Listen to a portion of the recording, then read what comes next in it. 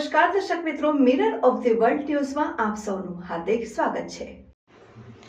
ભારતીય જનતા પાર્ટીના 46મા સ્થાપના દિવસના ઉપલક્ષ્યમાં વર્ષ 1986 થી 2025 સુધીના ભાજપના સંઘર્ષથી વિકાસ સુધીની ફોટોની પ્રદર્શની યોજવામાં આવી। ભારતીય જનતા પાર્ટીના 46મા સ્થાપના દિવસની ઉજવણી દર વર્ષે 6 એપ્રિલના રોજ કરવામાં આવે છે। વડોદરા શહેરમાં 6 એપ્રિલના રોજ ભાજપ દ્વારા 46મા સ્થાપના દિવસ નિમિત્તે વોર્ડ વિસ્તારમાં શોભાયાત્રા, રેલી, ધાર્મિક રામજી અને હનુમાનજી મંદિરના દર્શન અને ચારે ઘરે ઘરે ભાજપના ઝંડારોહણ કાર્યક્રમ યોજવામાં આવ્યો હતો, જેમાં 4000થી વધુ ભાજપના કાર્યકરોએ પોતાના ઘરે ભાજપના ઝંડા લગાવ્યા હતા। છાસ, લીંબુ પાણી અને પાણીના વિતરણ કરાયા હતા।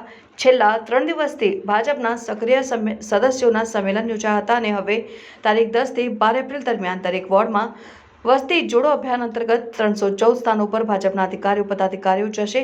સફાઈ અભિયાન સાથે સાથે વરિષ્ઠ અને અગ્રણી નાગરિકો સાથે બેઠક કરશે। ભારતીય જનતા પાર્ટીની 1980માં સ્થાપના કરવામાં આવી અને 1984માં લોકસભામાં માત્ર 2 બેઠકો સાથેની પાર્ટીના કાર્યકરોની મહેનતથી 303 સીટો પર ભાજપ છે, જે કાર્યકરોની મહેનતને કારણે છે। કારેલીબાગ સ્થિત ભારતીય જનતા પાર્ટીના નવા કાર્યાલય ખાતે ભાજપના સંઘર્ષથી વિકાસ સુધીના ફોટોની પ્રદર્શની યોજવામાં આવી। આ પ્રસંગે ભારતીય જનતા પાર્ટીના વડોદરા શહેર પ્રમુખ ડોક્ટર જયપ્રકાશ સોની, ધારાસભ્ય, મેયર, ડેપ્યુટી મેયર સહિતના મ્યુનિસિપલ કાઉન્સિલરો, કાર્યકરો મોટી સંખ્યામાં ઉપસ્થિત રહ્યા હતા। આ પ્રસંગે ભાજપ શહેર પ્રમુખ યોગેશ પટેલની રજૂઆત અંગે જણાવ્યું હતું। તેમણે અને કોઈપણ કાર્યકર પોતાની વાત મૂકી શકે તેની વિચારણા જરૂર કરાશે। પાર્ટી કાર્યકરોની સૂચના રજૂઆત અંગે વિચારણા કરશે। ભારતીય જનતા પાર્ટીના 46મા સ્થાપના દિવસ નિમિત્તે ભારતીય જનતા પાર્ટીએ અનેકવિધ કાર્યક્રમોનું આયોજન કર્યું હતું। આપ સૌ જાણીએ છીએ પ્રમાણે 6 એપ્રિલ અમારો સ્થાપના દિવસ। તે દિવસે શોભાયાત્રા, સરઘસ, રેલીના માધ્યમથી અમારા કાર્યકર્તાઓએ રામજી મંદિર અથવા અન્ય મંદિરોથી પોતાના ઘર સુધીની યાત્રા કાઢી અને અમારા ભારતીય જનતા પાર્ટીના ઝંડાનું રોપણ કર્યું। 4000થી વધુ કાર્યકર્તાઓ પોતાના ઘરે ઝંડો રોપણ કર્યું છે। એ જ દિવસે રામનવમી પણ હોવાથી રામજી મંદિર અને રામજીની શોભાયાત્રાઓમાં સેવા પરમો ધર્મમાં માનનારી પાર્ટીના કાર્યકર્તાઓએ છાસ, લીંબુ પાણી અને પાણી ગરમીને ધ્યાનમાં રાખીને વિતરણ કર્યું છે। ગઈકાલથી 3 દિવસ 7, 8, 9 3 દિવસો વિધાનસભાના સક્રિય સદસ્યોના સંમેલનો થઈ ગયા। ખૂબ મોટી સંખ્યામાં કાર્યકર્તા ભાઈઓ બહેનો ઉપસ્થિત રહ્યા હતા। એ જ ક્રમમાં આવતીકાલથી 10, 11, 12 વસ્તી ચોલો અભિયાન એટલે 314 સ્થાનો પર વડોદરા મહાનગરની અંદર અમારા અધિકારી, પદાધિકારીઓ, કાર્યકર્તા વસ્તી સુધી જવાના છે। સફાઈ અભિયાનથી શરૂ કરીને શાળા, હોસ્પિટલ, કોઈ સારી સંસ્થા, વિશિષ્ટ વ્યક્તિઓ એમની મુલાકાતો લેવાના છે।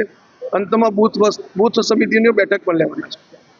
આ જ ક્રમમાં આજ રોજ હમણાં પ્રદર્શનીનું પણ આયોજન કરવામાં આવ્યું છે। ભારતીય જનતા પાર્ટી એ કાર્યકર્તાઓની પાર્ટી છે। ખૂબ સંઘર્ષ પાર્ટીએ કર્યો છે। 1980માં જ્યારે સ્થાપના થઈ, 84ના ઇલેક્શનમાં માત્ર 2 લોકસભાની સીટો હતી, જે 303 સુધી કાર્યકર્તાઓએ પહોંચાડી છે। અનેક લક્ષ્યાંકો ભારતીય જનતા પાર્ટીએ પૂર્ણ કર્યા છે। 370 આર્ટિકલ હટાવવું, રામ મંદિરનું નિર્માણ કરવું અને ભવિષ્યમાં યુસીસી પણ લાગુ કરવા જઈ રહ્યા છે। આ જ પ્રમાણે આટલા લક્ષ્યાંકો નથી, અમારો સૌથી મોટો લક્ષ્યાંક આ રાષ્ટ્રને વિકસિત બનાવવાનું, જે નરેન્દ્ર મોદી સાહેબનું સપનું છે 2047 સુધીમાં 100 વર્ષ જ્યારે આઝાદીના પૂરા થાય ત્યાં સુધીમાં વિકસિત ભારત બને, સમર્થ ભારત બને અને રાષ્ટ્ર પરમ વૈભવના શિખરે પહોંચે। એ પ્રકારની કલ્પના સાથે જ્યારે કાર્યકર્તાઓ કામ કરી રહ્યા હોય તો જે સંઘર્ષના દિવસો હતા એને પ્રદર્શનીના માધ્યમથી યાદ કરે અને એવા જ પ્રકારના સંઘર્ષો આગળ પણ કરવાના આવશે તો કાર્યકર્તાઓ તૈયાર રહે, એવા સંદેશ સાથે પ્રદર્શનીનું આયોજન કરવામાં આવ્યું છે। ગઈકાલે ભાજપના ધારાસભ્યએ પોતાનું દુઃખ વ્યક્ત કર્યું છે। અમારા પાર્ટીના કાર્યકર્તાઓ ગમે ત્યારે પ્રમુખશ્રી હોય, સંગઠન હોય, એમની સામે રજૂઆત કરી શકતા હોય છે। યોગેશ કાકાને આપણે સૌ જાણીએ છીએ। કાલે હું હતો કાર્યક્રમમાં, મારી હાજરીમાં જ વાત કરી છે।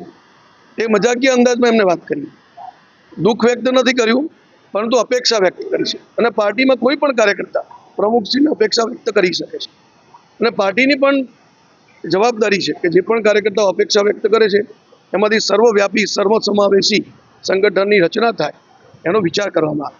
એટલે એવું મને નથી લાગતું કે દુઃખ વ્યક્ત કર્યું હતું, પણ રજૂઆત અંગત રીતે પણ કરી હતી, જાહેરમાં પણ કરી છે। અને અમારી પાર્ટી પારદર્શી છે, બધા જ કાર્યકર્તાઓ પોતાની રજૂઆત અલગ અલગ સમય કરી શકે।